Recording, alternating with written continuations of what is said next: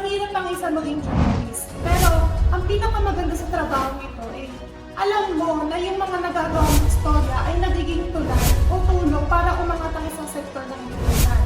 Lalo-lalo na yung nabing nasa laylayan.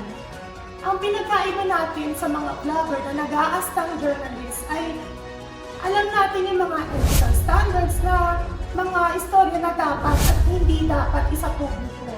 Dahil alam naman natin na may mga tao na nai-interview na nahihirapan silang ilabas o nahihiya sila dahil yung istorya na yun ay maaaring makapekto sa buhay nila. Unlike sa mga vloggers, masyado silang insensitive.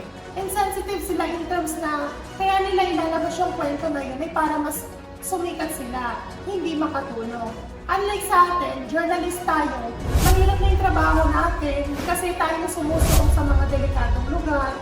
Pero ang aim natin, maikwento yung istorya na yun, hindi dahil para sumikat tayo, kundi makatulong tayo sa ibang mga tao.